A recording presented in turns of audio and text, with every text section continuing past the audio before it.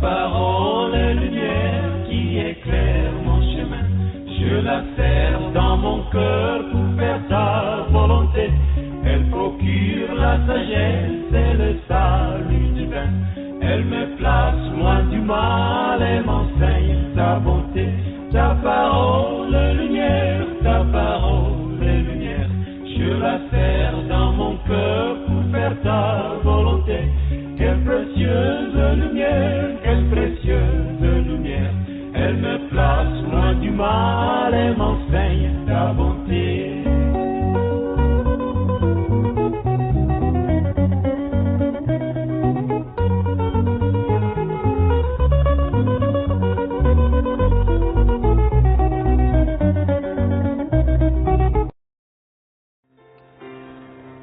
Bien-aimés dans le Seigneur, bienvenue sur votre émission Et si on déclarait ensemble, un temps au cours duquel nous déclarons. Donc, lorsque le moment sera venu et que je me mettrai à déclarer, il faudrait que depuis ton siège, ta maison, tu puisses aussi répéter dans un esprit de foi avec moi la prière que nous ferons. Nous sommes aujourd'hui à la troisième partie de notre enseignement sur la connaissance de l'Éternel. La puissance de la connaissance de l'Éternel. Père éternel, nous te confions sur cet instant et nous prions que ton esprit nous dirige au nom de Jésus. Amen. Nous avions déjà dit que tout est affaire de connaissance de l'Éternel. Tout est affaire du niveau de connaissance que tu as. Celui qui est en classe de CI, il est limité dans sa connaissance. Celui qui est en classe de CP est limité dans sa connaissance, mais il a une connaissance qui est supérieure à celui qui est au CI. C'est la même chose.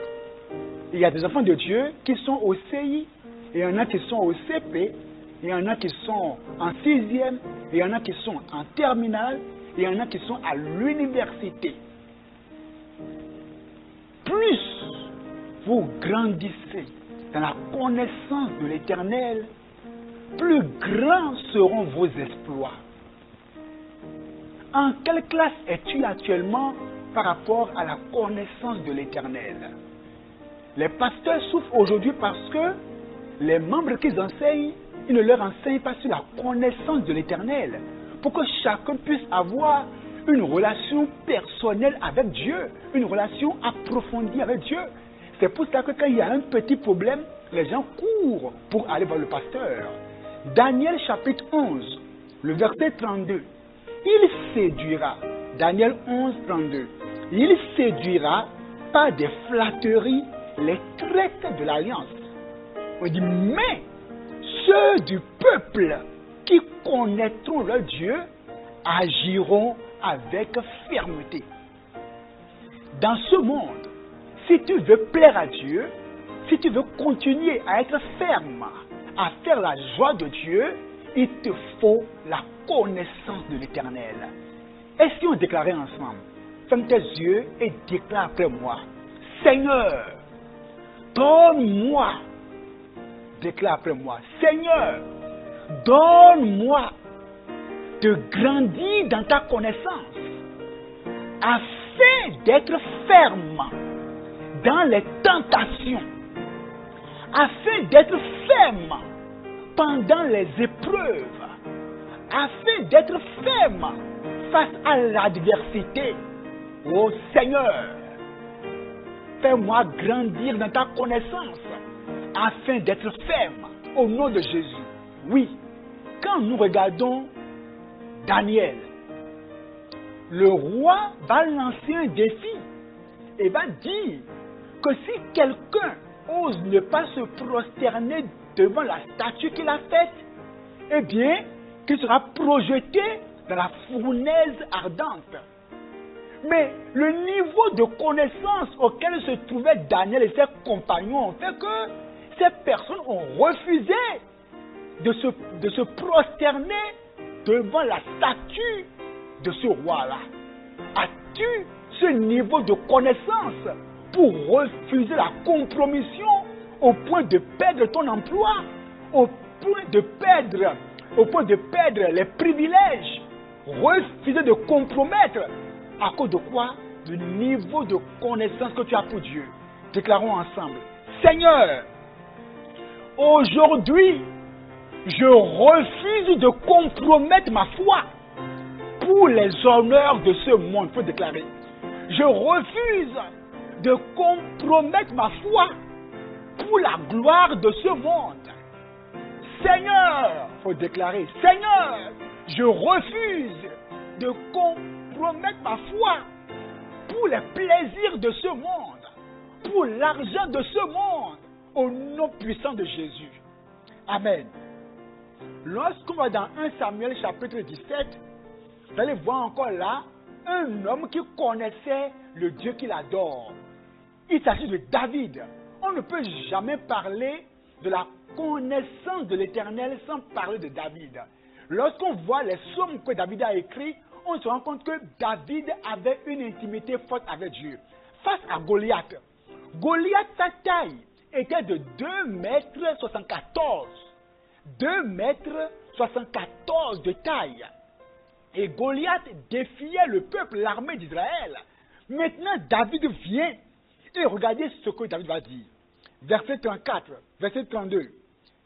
Il dit que personne, 1 Samuel 17, 32, que personne ne se décourage à cause de ce Philistin. Ton serviteur ira se battre avec lui. Imaginez cela. Dans ta famille, quel est le défi qui est là? Et tout le monde a peur de ce fétiche. Tout le monde a peur de ce monsieur, de cette femme. Eh bien, David dit, moi, j'irai me battre avec ce Philistin. Déclarons ensemble: Seigneur, quel que soit l'homme fort qui est devant moi, au nom de Jésus, je l'abats. L'homme fort dans ma vie, je l'abats. Au nom de Jésus, l'homme fort dans ma famille qui crée la terreur, il faut répéter: au nom de Jésus, je t'abats. Verset 34. David dit à Saül: ton serviteur faisait paître les brebis de son père.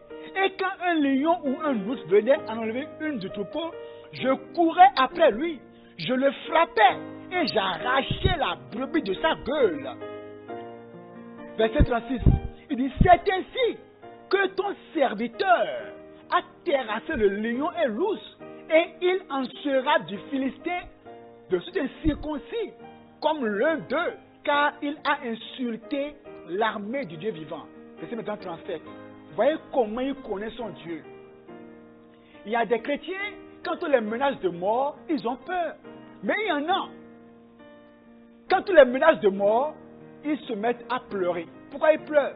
Ils pleurent pour toi, parce qu'ils savent que tu es en danger.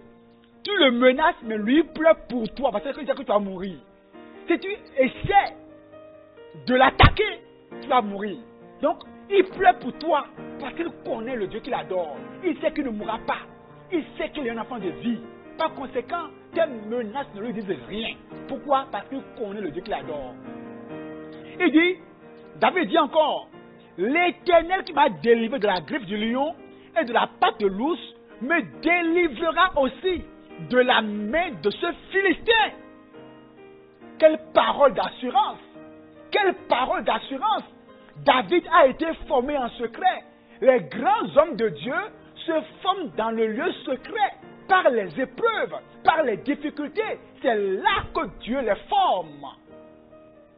Déclarons ensemble: Seigneur, j'accepte ta formation. Répète: Seigneur, dans cette épreuve que je traverse, je ne succomberai pas.